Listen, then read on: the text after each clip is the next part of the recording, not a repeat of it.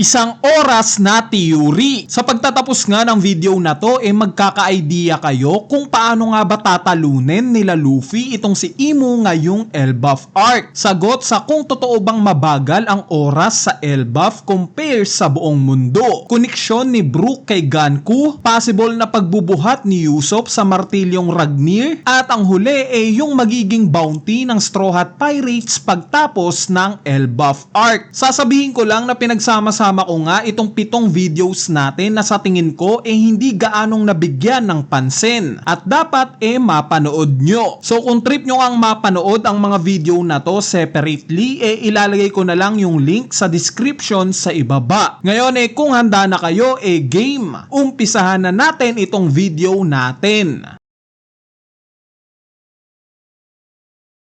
Ang isa nga sa pinakamisteryosong karakter sa One Piece we can all agree na si Im Sama. Nefertari di Lily. Simula nga nang ipakilala siya in chapter 906, eager na nga tayong malaman kung sino o ano ba talaga ang tunay niyang itsura. So far nga ang tanging nare-reveal pa lang sa appearance netong si Imu itong mga mata niya. Mata na libu-libong teorya na ang nagawa sa kung ano nga bang relevance neto para sa karakter niya. Base nga sa mga teorya na to pilit pinagkokonekta itong mata ni Imu kay Dracula Mihawk dahil oo nga naman, similar nga sila ng design ng mga mata nila. Pero lingid nga sa kaalaman nyo hindi lang silang dalawa ang may ganitong klase ng mata sa buong series ng One Piece. Bagkos marami sila. Kaya naman kinolekta ko nga kung sino-sinong karakter ang may mga ganitong klase ng mata at tutuklasin natin sa video na to kung ano nga bang koneksyon nila sa isa't isa.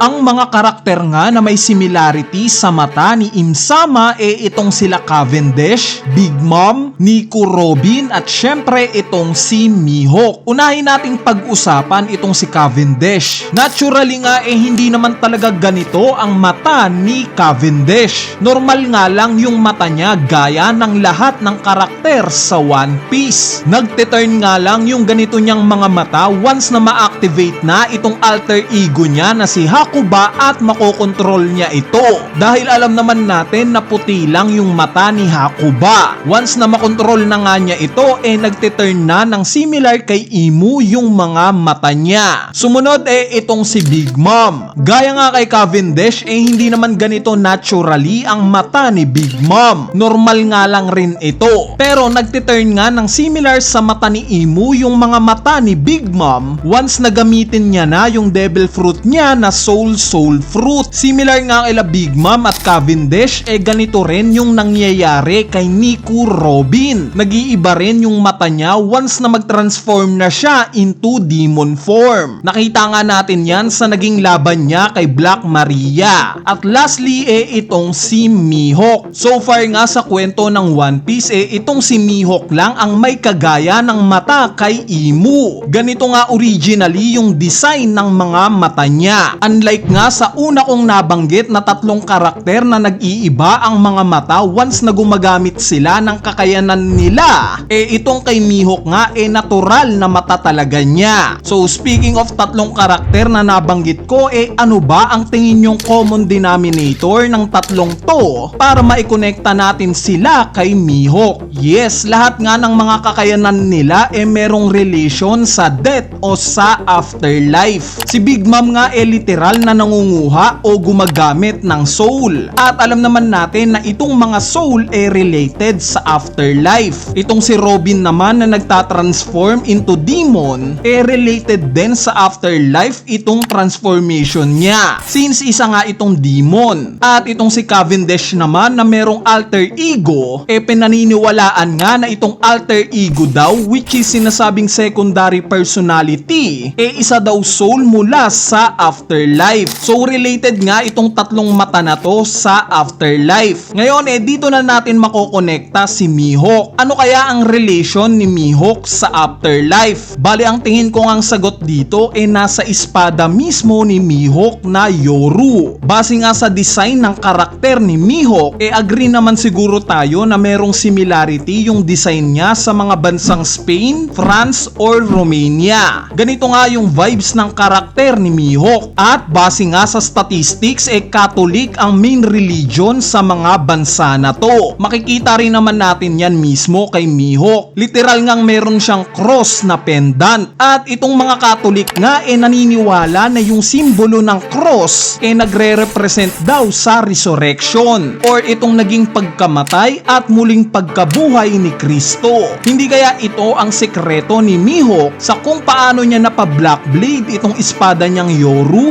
at some point kaya namatay na siya at muling nabuhay? Ito kaya ang dahilan kung bakit normal na may ganitong design yung mga mata niya at ito rin kaya ang rason kung bakit naging black blade ang espada niya? Yes, kung pakikinggan nyo nga parang imposible itong senaryo na to. Namatay na si Mihawk at nabuhay. Pero yung pangalan nga mismo ni Mihawk ang matibay na ebidensya para dito. Dracul Mihawk. Obviously nakuha ni Oda itong pangalan na to sa Dracula. At alam naman natin yung kwento ni Dracula. Patay na nga siya na muling binuhay. Kung hindi pa nga rin kayo nakukumbinse na itong pagkamatay at muling pagkabuhay ni Mihawk ang rason kung bakit ganito yung mga mata niya at ang dahilan ng pagkakaroon niya ng Black Blade, tignan nyo na lang yung nangyari kay Zoro during Wano Arc. Pagtapos ngang matalo ni Zoro si King merong nagpakita kay Zoro. At yes, mukha nga itong si Grim Reaper, yung taga-sundo ng mga patay na. Although hindi nga ni-reveal ni Oda yung aftermath ng pangyayari na to, ay suspect na isa itong hint para kay Oda. Hinihint niya na similar kay Mihawk na namatay at muling nabuhay,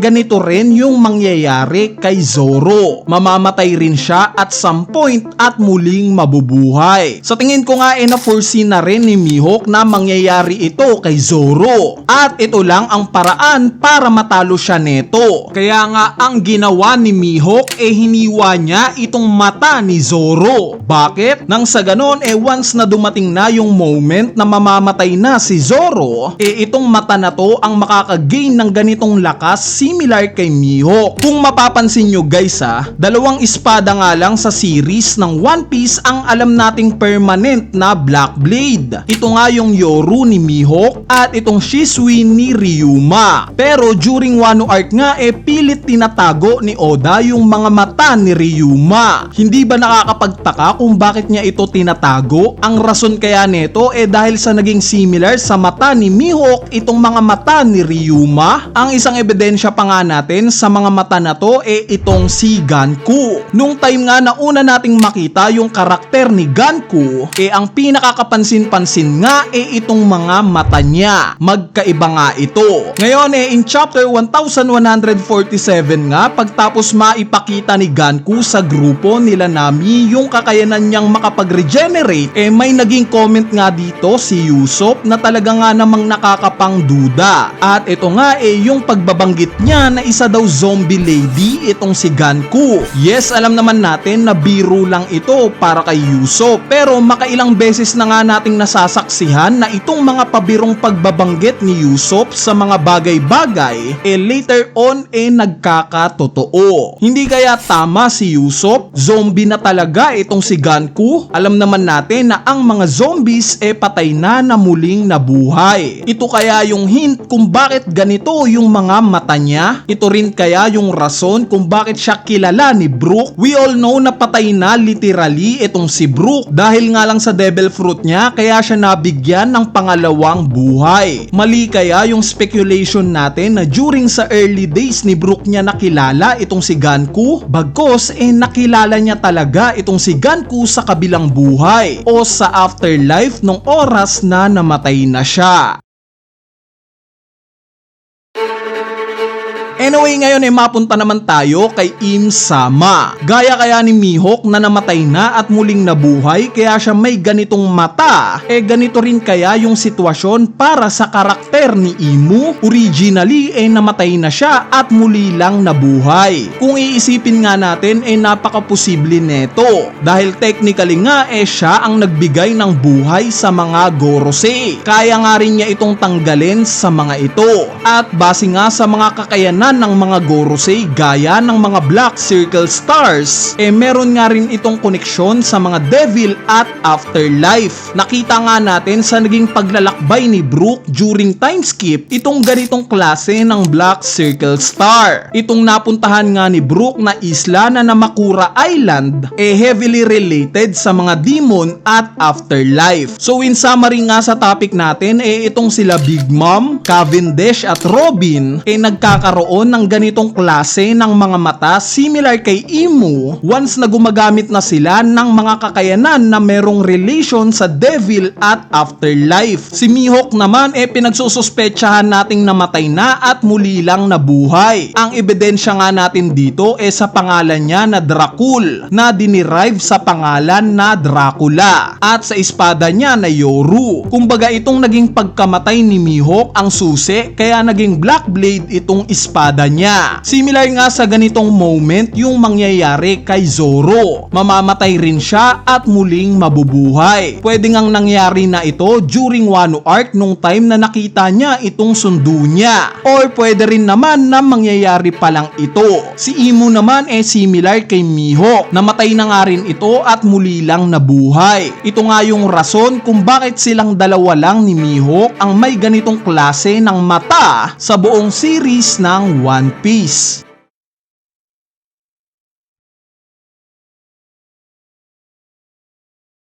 If I could only write one thing about this enticing nation, it would be this. Do not linger there for too long. Bali itong quote nga na narinig nyo nagmula kay Luis Arnott in chapter 1132. Simula nga nang lumabas itong quote na to naging usap-usapan na nga ito sa buong One Piece community. Kinokonekta nga ito sa possible daw na pagkakaroon ng time dilation sa loob ng Elbaf. Or in simple terms mas mabagal daw yung oras kapag nasa loob ng Elbaf ang isang tao compare kung nasa labas ito ng Elbaf. Bali dahil nga sa ilang chapters na ang lumilipas simula ng revelation na to in chapter 1132, sa tingin ko nga nasapat na yung mga clue sa mga nagdaang chapters para pag-usapan na itong topic na to. At yes, ito nga yung pag-uusapan natin sa video na to. Bibigyan ko nga kayo ng dalawang pagpipilian sa senaryo na to. Isang senaryo na totoo ngang merong time dilation sa Elbaf at isang senaryo na hindi totoo itong time dilation na to. Kayo nga ang bahalang magdesisyon sa huli kung ano ang paniniwalaan nyo base sa mga ebidensya na ibabato ko para sa dalawang senaryo na to. So kung malinaw na game, umpisahan na natin itong topic na to. Ang una nga nating clue sa idea na mabagal talaga ang oras sa loob ng Elbaf at mabilis naman sa labas neto sa pamamagitan ng appearance. Kung matatandaan nyo sa latest chapter ng manga ipinakita nga itong naging buhay ni King Herald 109 years ago nga kung saan 45 years old pa lang itong si King Herald ipinakita nga itong appearance niya. Mukha nga siyang teenager sa mga panahon na to. Later on nga 70 years ago kung saan 84 years old na itong si King Herald kapansin-pansin nga kung gaano kalaki ang tinanda ng mukha niya. Kung titignan nga natin base sa mga giants na kilala natin over 100 years old na nga ang mga ito. Ultimo itong mismong anak nga niya na si Harudin na 81 years old na ngayon mukha pang mas bata kesa sa kanya. Kaya naman yung fact nga na si King Herald Herald 84 years old lang nung time na to at mukha pa siyang mas matanda kesa sa mga karakter na to, mapapatanong nga tayo kung bakit. Ito kaya ang resulta sa lagi niyang pagta-travel outside Elbaf? Dahil nalaman nga natin sa naging flashback niya na usually nga siyang nasa labas ng Elbaf. Lagi nga siyang naglalayag para i-explore ang iba't ibang lugar. Ito kaya ang rason sa mabilis na pagtanda ni King Herald? Mas bata kaya yung mukha niya kung nag-stay lang siya sa Elbaf? Anyway, ang sumunod naman nating ebidensya itong nabanggit ni Imu in chapter 1149 na currently daw nasa Sea of Flames na ang Merijoa dahil under attack nga daw sila ngayon. So ang huling scene nga na nakita natin itong Merijoa during Egghead Island arc kung saan sinugod ito ni Kuma at inatake. Sa point nga na to kakatapos lang ring atakihin ng Revolutionary Army ang Merijoa. At dahil nga as stated sa naging paglalakbay nila Luffy mula Egghead Island papunta sa Elbaf na ilang araw lang daw ang nakakalipas, mahirap ngang isipin na may aatake sa Merijoa ng ganito kalala base sa description ni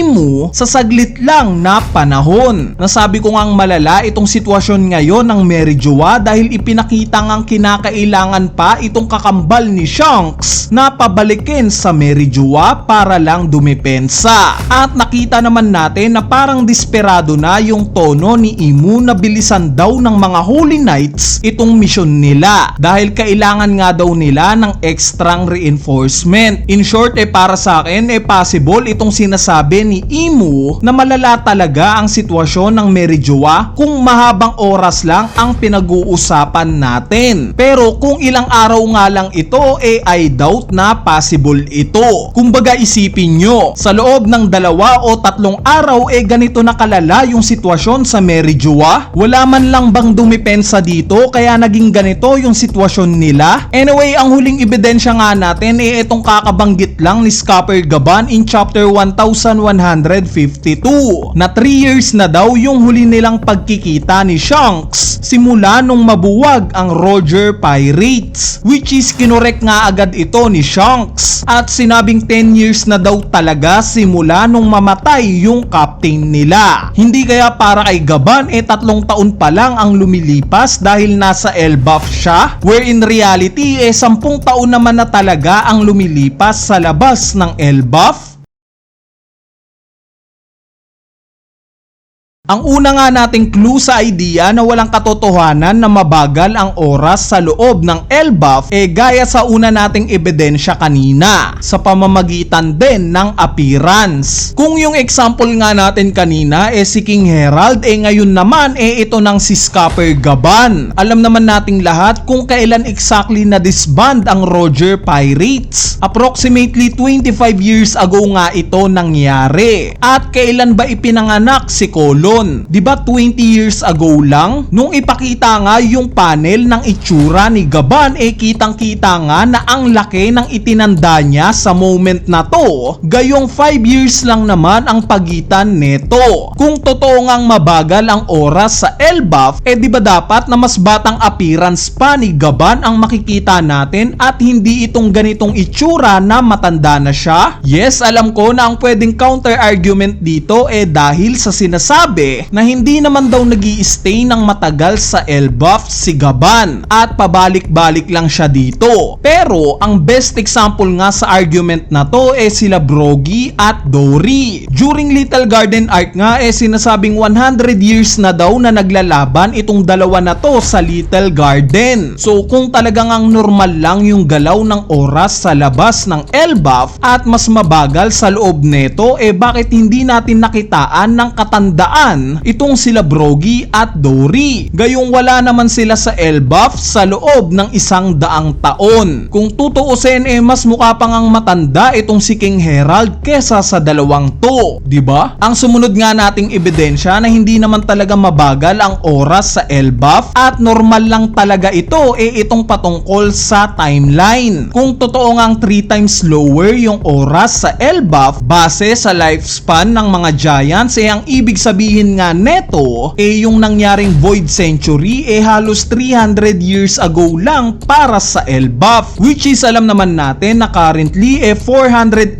years old na itong si Harul. Meaning dapat na may idea si Harul patungkol sa nangyari sa Void Century. Kaya naman imposible ngang mabagal ang oras sa Elbaf. At lastly kung totoo ngang mabagal yung oras sa Elbaf, magkakaroon nga ito ng maraming implications sa kwento para kay Oda. Dahil maraming ang flashback ang masasagasaan ng posibilidad na to. Gaya na lang ng flashback ni Big Mom at Mother Carmel. Same as sa flashback nila Brogy at Dory.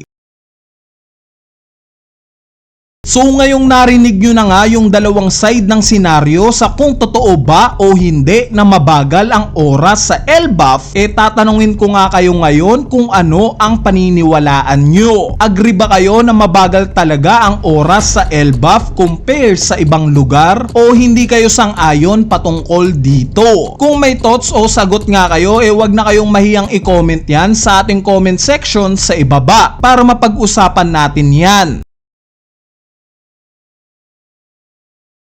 Totoo nga bang mabagal ang oras sa Elbaf? Bali ito na nga yung part 2 ng topic natin patungkol sa pagkakaroon ng time dilation sa Elbaf o simply yung theory na mabagal daw ang oras sa Elbaf. Sa mga hindi pa nga nakakapanood ng part 1 ng topic na to, I suggest na panoorin nyo muna ito. Ilalagay ko na nga lang yung link sa comment section sa ibaba. Anyway, umpisahan na nga natin itong part 2. In chapter 116 nga sa Little Garden Arc nalaman natin mula kay Dory na yung buhay daw ng mga giants 3 times na mas mahaba kesa sa mga normal na tao. Meaning kung kayang mabuhay ng normal na tao ng up to 100 years old, itong mga giants naman daw kaya hanggang 300 years old. Sa recent chapter nga ng Elbaf Arc mas in-emphasize itong example na to. As stated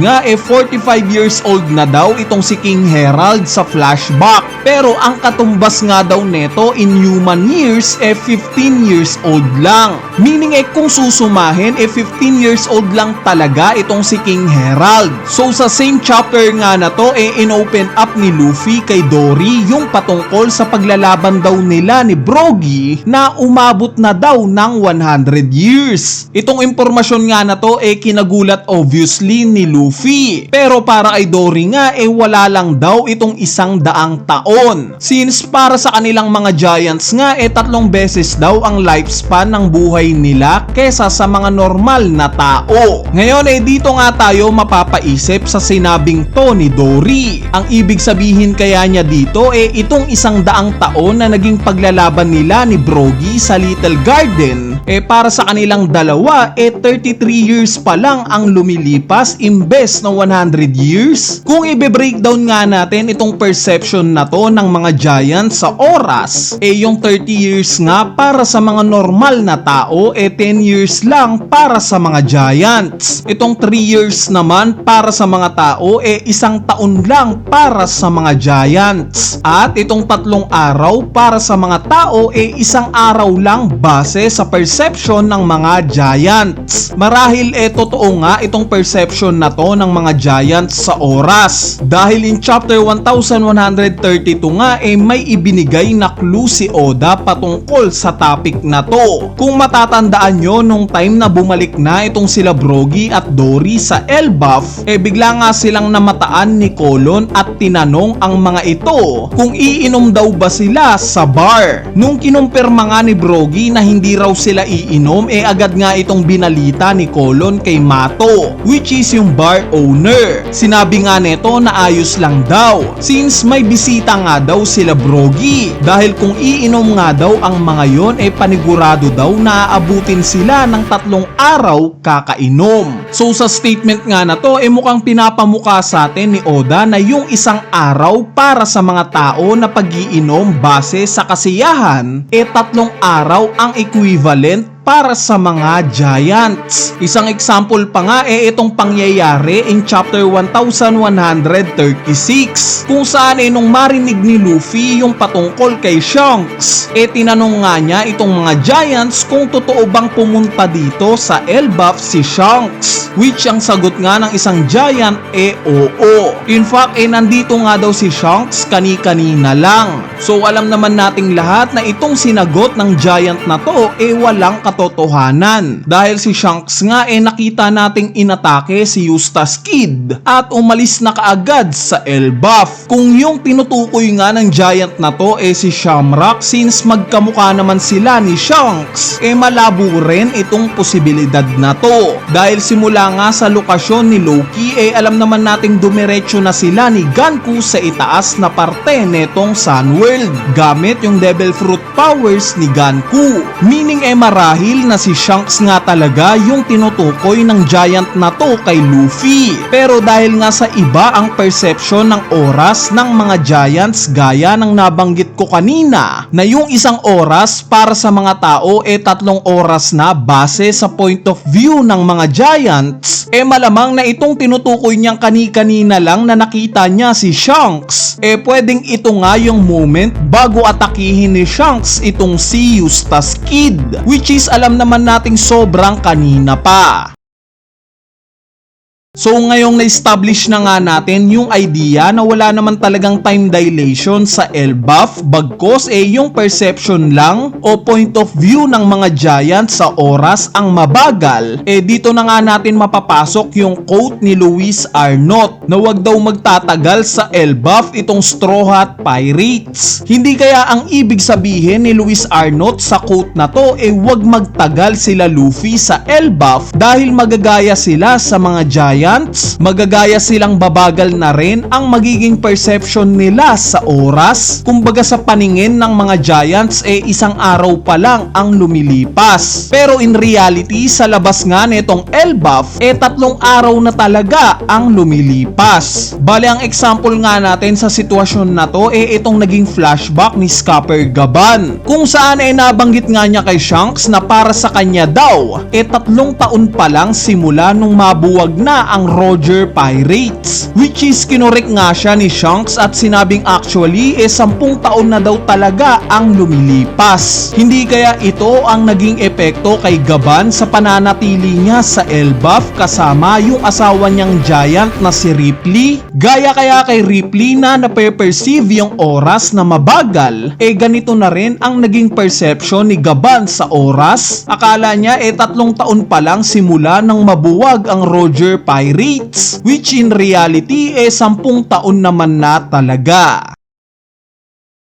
Anyway, ang magiging tanong na nga ngayon sa sitwasyon na to, kung totoo ngang mabagal na rin ang tingin ng Straw Hat Pirates sa oras gaya sa mga Giant, gaano na ba talaga katagal sila ngayon na nananatili sa Elbaf? Hindi ba nila namamalayan na 1 linggo o 1 buwan na talaga ang lumilipas? Dahil kung si Imo nga ang tatanungin, masyado siyang nababagalan sa misyon ng mga Holy Knights, which is sa point of view nga nating mga viewers, kakarating lang ng mga ito sa Elbaf. Hindi kaya isa ito sa foreshadowing na totoo ngang mabagal ang oras para sa mga Giants? Anyway, para sa inyo ba? Anong thoughts nyo sa mabagal na oras sa mga Giants? Para sa inyo ba meron talagang time dilation sa Elbaf? O similar sa idea ng video na to sa tingin nyo yung perception lang talaga ng mga Giants sa oras ang mabagal? Kung may thoughts o idea nga kayo, i-comment nyo na lang yan sa ating comment section sa ibaba para mapag-usapan natin yan.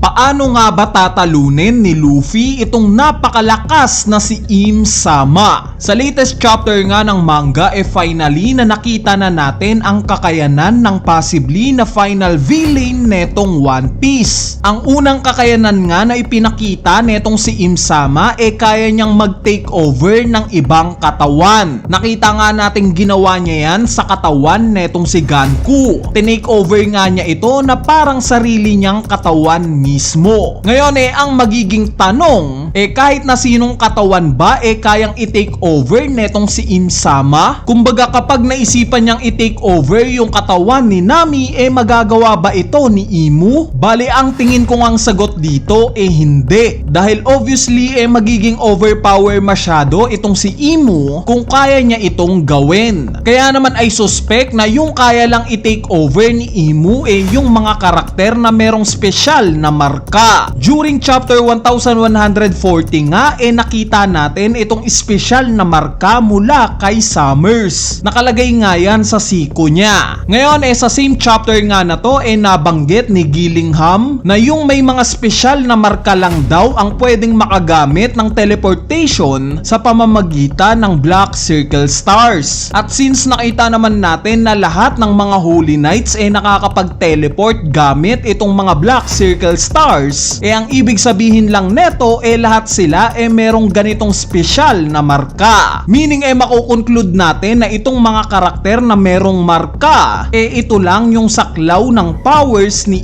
Imu. Sila lang ang pwede niyang gawing vessel sa katawan niya. Kuya Eneru, di ba nagbibigay ng interes si Imu na gusto niyang makuha yung katawan ni Vivi? Possible bang ma-take over ni Imu yung katawan neto? Di ba wala naman siyang special na marka? Bale base nga sa latest chapter nakita naman natin na merong kakaibang libro itong si Imu. At dahil nga sa libro na to nagawa niyang matransform itong sila Brogy at Dory. So obviously ito yung sagot sa tanong na to. Pwede ngang gawan ng marka ni Imu ang kahit na sino gamit itong libro na to. Possible nga na ito yung binabalak niya para kay Vivi. At pwede ring ito yung ginawa niya sa katawan ni Nefertari Lily.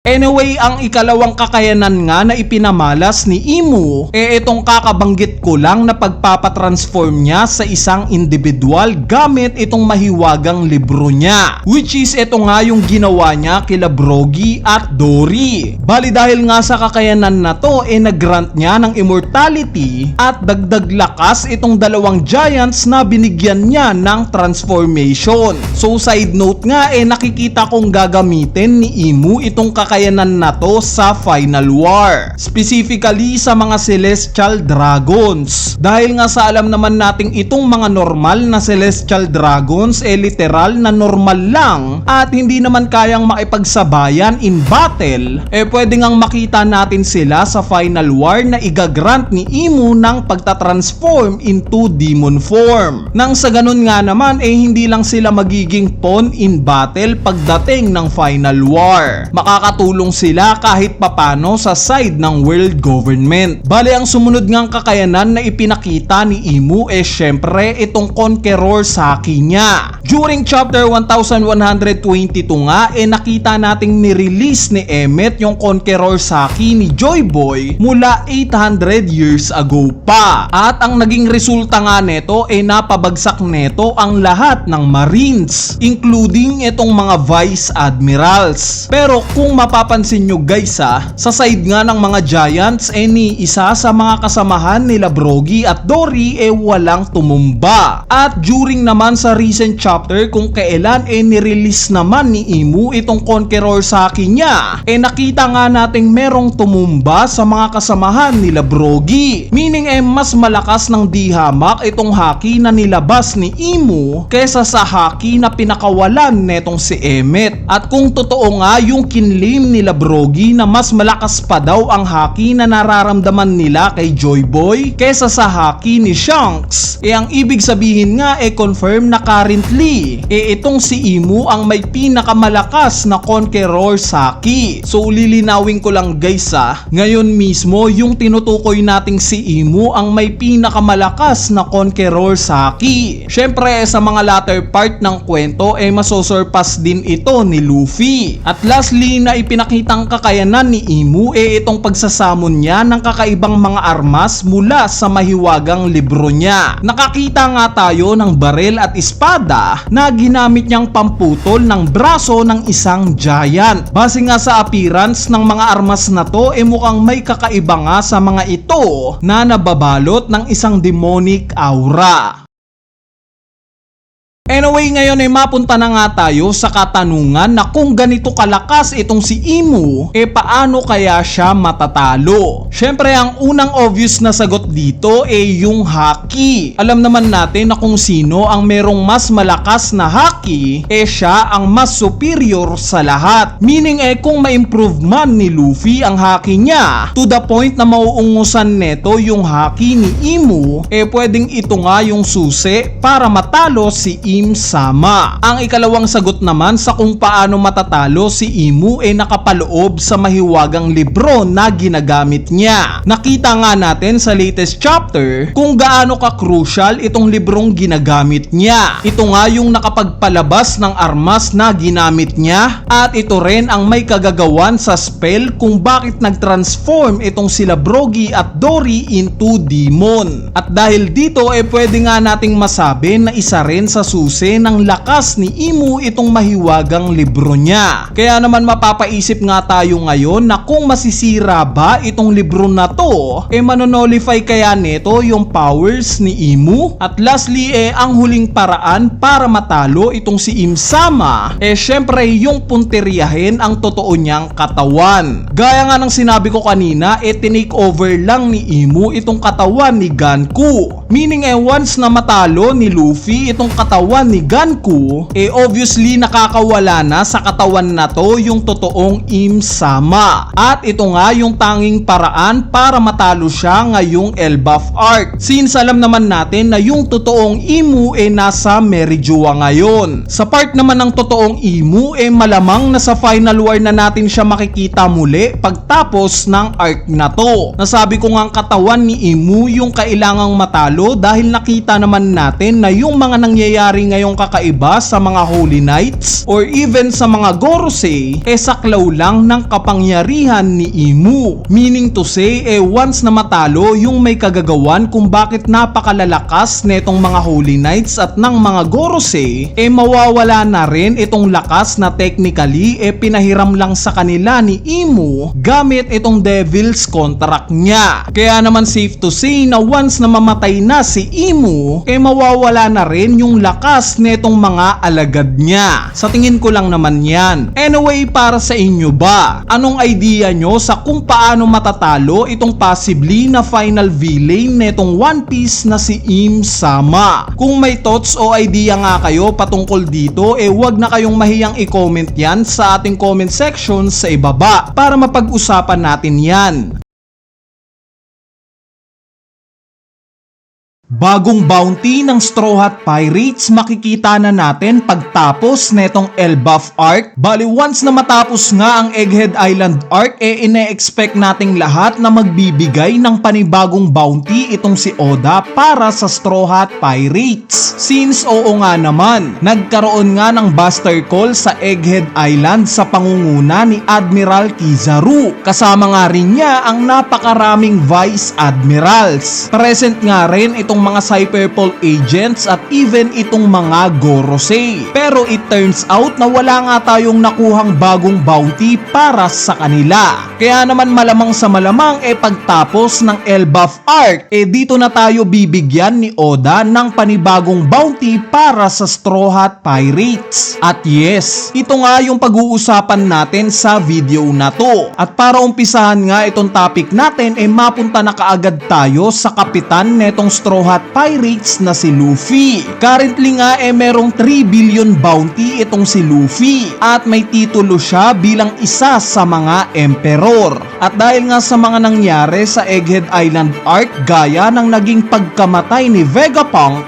malamang na similar sa mga dating events na related sa Marines, pagtatakpan nila na yung totoong pumatay kay Vegapunk itong sila Admiral Kizaru at Gorosei Saturn. Mataas nga ang posibilidad na palalabasin ng Marines na itong si Luffy mismo ang pumatay kay Dr. Vegapunk. At syempre alam naman nating lahat kung gaano kalaki ang pakinabang ng Marines kay Vegapunk. Siya nga ang nag-upgrade sa mga sandatang gamit nila, even sa mga sundalong meron sila ngayon. Kaya naman maaaring itaas nga ang bounty netong si Luffy pagtapos netong Elbaf arc ng 4.5 billion belly. Sa tingin ko nga tataas ng 1.5 billion itong current bounty ni Luffy na 3 billion belly. Kung magkataon nga mas matataasan na ni Luffy ng bounty itong si Shanks. At syempre sa moment na to worthy na silang magkita ngayon netong si Luffy. Dahil technically nga mas mataas na pirata na sa moment na to si Luffy kesa kay Shanks. Anyway, sa part naman ng dalawang pakpak ni Luffy na sila Zoro at Sanji, ang tingin ko ngang bounty na itataas nila tag 500 million belly. Meaning magiging 1.61 billion belly na ang bounty ni Zoro. Si Sanji naman magiging 1.5 billion belly. Currently nga ang recorded na may pinakamataas na bounty sa lahat ng mga first mate itong si King, which is 1.39 billion belly. Kaya naman once na mataasan nga ito ni Zoro sa panibagong bounty niya na 1.61 billion, siya na possibly ang may pinakamataas na bounty sa lahat ng mga first mate. Syempre outside Ben Beckman na currently hindi pa nire-reveal ang bounty niya. Sa part naman ni Sanji itong pagkakaroon nga niya ng 1.5 billion belly na bounty ang maglalagay sa kanya sa ikatlo sa may pinakamataas na bounty sa side ng Straw Hat Pirates. So itong bounty nga na to ang magi-establish kay Sanji na legitimate na ikatlong pinakamalakas siya sa pirate crew nila. Ngayon mapunta naman tayo kay Nico Robin. Currently nga merong 930 million belly na bounty itong si Robin. Sa tingin ko nga similar kila Zoro at Sanji tataas rin ng 500 million belly ang bounty netong si Robin, which is kung susumahin magiging 1.43 billion belly na ang bagong bounty netong si Robin. Dinagdagan nga natin ng 500 million si Robin similar kila Zoro at Sanji dahil nakikita naman natin yung effort niya ngayong Elbaf arc. Matapang nga niyang nilalabanan itong mga Holy Knights. Lahat nga ng aksyon na to para sa All Library since ayaw na nga niyang maulit pa yung naranasan niya noon sa pagsunog sa Ohara. Sa part naman ng iba pang miyembro ng Straw Hat Pirates gaya nila Usopp, Jinbei, Nami, Franky at Brook, sa tingin ko nga na pare-parehas lang yung itataas na bounty nila. Kung sa Wano arc nga nagkaroon sila ng increase na 300 million belly, sa tingin ko nga na ganito pa rin yung increase ng mga bounties nila pagtapos ng Elbaf arc. So sinama ko nga sa grupo na to si Jinbei dahil pinoportray nga na parang hindi magkakaroon ng major fight si Jinbei sa arc na to. Since nakikita naman natin yung sitwasyon niya ngayon. Kasama nga siya nila Nami na nakatali sa grupo nila. Meaning kung i-highlights talaga ni Oda yung karakter ni Jinbei ngayong Elbaf arc, dapat na siya at hindi si Robin ang nag-i-step up ngayon na labanan itong mga Holy Knights. Probably nasa plano na rin ito ni Oda. Nang sa ganun nga naman mas bigyan pa natin ng pansin lalo itong si Sanji at matapos na itong pagtatalo ng mga fans kung sino ba talaga ang number 3 sa Straw Hat Pirates. Dahil alam naman natin na pagtapos ng Wano arc kung saan nakakuha ng mas mataas na bounty si Jinbei kaysa kay Sanji, maraming ang fans ang yumurak sa karakter ni Sanji at sinasabing si Jinbei daw talaga ang ikatlo sa pinakamalakas sa Straw Hat Pirates. Bali itong pagdadagdag nga ng 300 million belly sa bounty ni Jinbei mula 1.1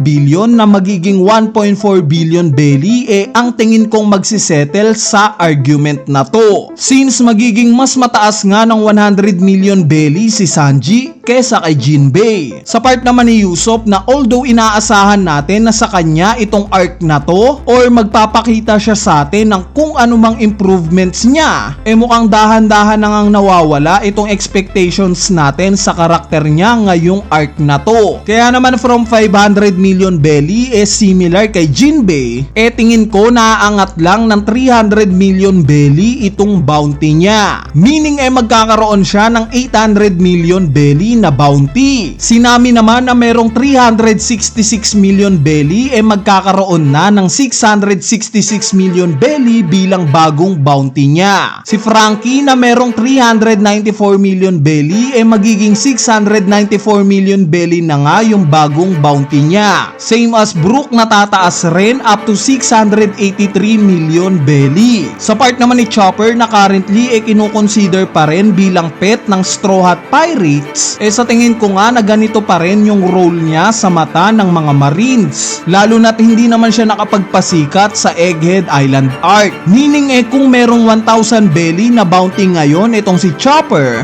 pwede nga itong umangat ng 10,000 belly. Pero kung finally hindi na siya i-consider bilang pet lang ng Straw Hat Pirates, pwede ngang isama siya sa second tier group netong Straw Hat Pirates at madadagdagan rin siya ng 300 million belly.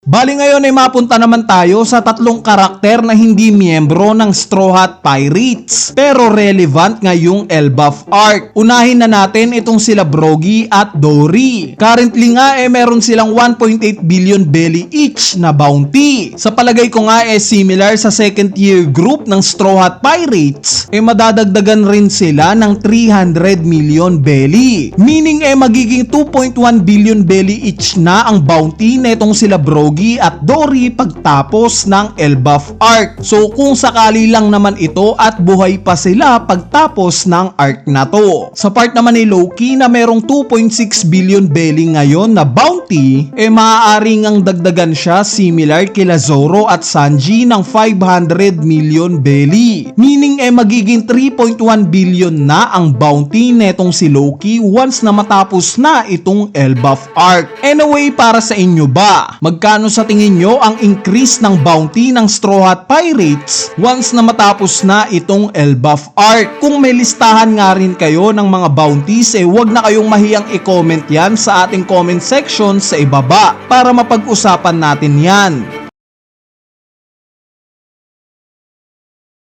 Anak nga ba ni Brook si Ganku? Sa latest chapter nga ng manga nakita natin kung paanong nagising yung totoong katauhan ni Ganku at sa pamamagitan nga yan ni Colon. Nung oras nga na nalaglag si Gaban nakita nating iyak ng iyak si Colon. Tinatawag nga niya to na daddy habang umiiyak. At yung word nga na daddy ang nagpaalala kay Ganku sa isang memory. Memory nung time ng kabataan niya. Kapansin-pansin nga sa flashback niya na to si Brook. Later on nga nung natauhan na itong si Ganku, agad niyang hinanap mismo itong si Brook. Pero alam naman nating naputol agad to dahil sa naposes ni Imu itong katawan niya. So marami nga ang nagsasabi na malaki daw ang posibilidad na anak ni Brook itong si Ganku. Pero para sa akin nga maraming loophole itong posibilidad na to. Gaya na lang netong pagre-recall ni Brook kay Ganku in chapter 1147. Kung anak nga talaga ni Brook itong si Ganku, malamang na hindi ganito yung magiging response ni Brook. Yung parang namumukaan niya lang itong si Ganku. Dapat nga mas maging emosyonal siya o hysterical. Since napakahalaga nga sa isang tao ang anak neto. Instead parang casual nga lang itong response ni Brook. Meaning yes, kilala ni Brook si Ganku. Pero hindi sa level ng pagiging kadugo niya. Sumunod itong sinabi ni Ganku sa latest chapter matapos niyang malaman na buhay pa si Brook. Binanggit nga niya yung pangalan ni Brook. So kung tatay nga niya si Brook, di ba dapat na daddy yung tawag niya dito? Pasok nga ito sa context ng pag-alala niya nung mabanggit ni Colon yung word na daddy. Pero instead nga na daddy, pangalan lang ni Brook yung ipinang-recognize niya dito. Kaya naman ang magiging tanong nga ngayon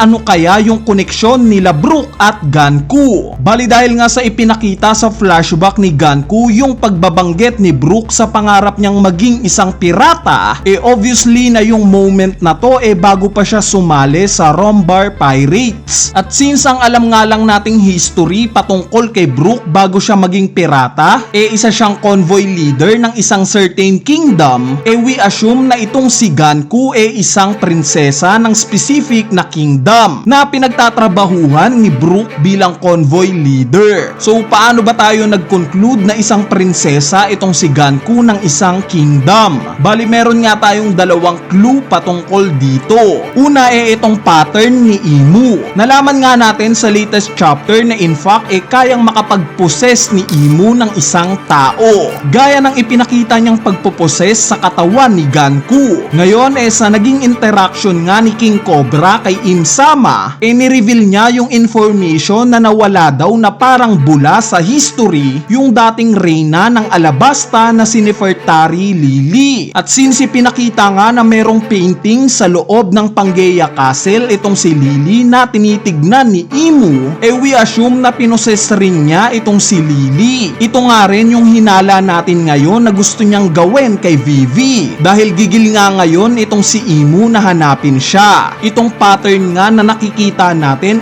royalty ang mga nais na iposes ni Im-sama. Si Lily na isang reyna at itong si Vivi na isa namang prinsesa. At dahil nga sa ang trabaho ni Brook isang convoy leader, malamang na bodyguard siya na itong prinsesa rin na si Ganku. Ang ikalawang clue naman natin itong pagre-recognize ni Brook sa mga Holy Knights. Nung nalaman nga natin itong impormasyon nagulat tayong lahat dahil wala nga tayong idea kung paanong nakilala ni Brook itong mga Holy Knights. So possible nga na similar sa nangyari sa God Valley incident na sa kingdom na to ginanap yung hunting competition, pwede ngang at some point napunta rin sa kingdom nila Ganku at Brook itong event na to. Ginanap sa kingdom nila itong hunting competition at this explains kung bakit alam ni Brook yung patungkol sa mga Holy Knights. Alam niya ito dahil aktual niyang nakasalamuha ang mga ito sa kingdom nila. Anyway, ngayon mapunta naman tayo kay Scupper Gaban. Ipinakita nga niya sa latest chapter kung gaano siya kalakas. Yung level nga ng strength niya, although matanda na siya, talaga namang nakakabilib. At safe to say nga na sabihin na similar sa mga pinakamalalakas na karakter sa One Piece, capable ding gumamit si Gaban ng Conqueror Saki. Yes guys, nakita nga natin na capable siyang makapag-coat ng Conqueror Saki. Ginawa nga niya yan sa mga naging atake niya kay Summers. Very visible nga yung mga black lightning sa tuwing umaatake siya. At nakikita nga lang natin to sa mga karakter na kayang makapag-coat ng Conqueror Saki. Gaya na lang nila Garp, Kaido, Big Mom, Shanks, Yamato, Luffy, Whitebeard, Zoro, Roger at Oden. Even though nabilib nga tayo sa ipinakita ni Gaban, base nga sa kanya, rusty na daw siyang kumilos. Meaning itong version ni Gaban na ipinapakita ngayon hindi na kasing lakas ng dating Scupper Gaban. At ito nga yung nakaka-excite sa karakter niya. Dahil paano na lang yung version niya during God Valley incident. Panigurado kakaibang Gaban yung masasaksihan nating version niya during God Valley incident. At dahil nga sa revelation na to ni Gaban patungkol sa pagkakaroon niya ng Conqueror Saki, tumataas nga ngayon yung posibilidad na similar sa posisyon niya sa Roger Pirates, magkakaroon rin itong counterpart niya sa Straw Hat Pirates na si Sanji. Magkakaroon rin siya ng Conqueror Saki. Bali sa mga hindi nakakaalam, gumawa na nga tayo ng theory patungkol dito. In-upload nga natin to exactly 2 years ago na. Kaya naman kung trip nyo ngang malaman kung paano maa-awake ni Sanji itong Conqueror Saki niya, panoorin nyo na lang itong video na to. Ilalagay ko na lang yung link neto sa comment section sa ibaba.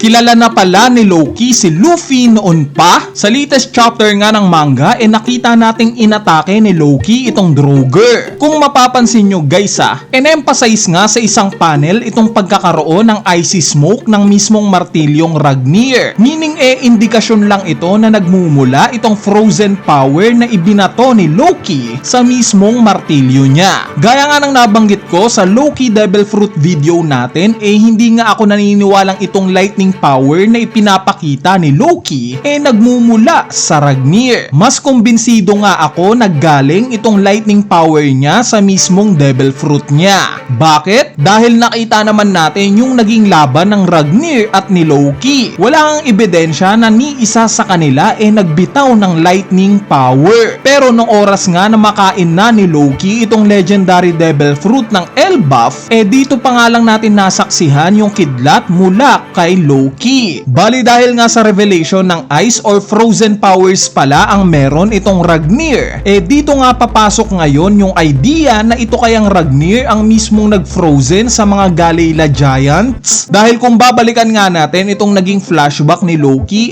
ilang prominenteng karakter nga ang nag-open up patungkol sa Galeila Giants. Ito nga sila Harul, Harald, Big Mom at mismong si Rax D. Sebek. Meaning malaking role ang gagampanan ng mga Giants na to later on sa kwento. At dahil nga sa nagyayelo daw sila as per Harul at nakita nga natin yung ganitong description during Punk Hazard arc, ito kaya yung twist na ibabato sa atin ni Oda? Kumbaga intentionally na pinatigas ng frozen power na itong Ragnir itong mga Galeila Giants sa Punk Hazard. Bakit niya ito gagawin? Dahil para ma-preserve ang mga ito. Nang sa ganon kapag dumating na ang tamang oras, which is yung pagdating ng makabagong Joy Boy o ng bagong Sun God Nika, buhay pa rin ang mga ito.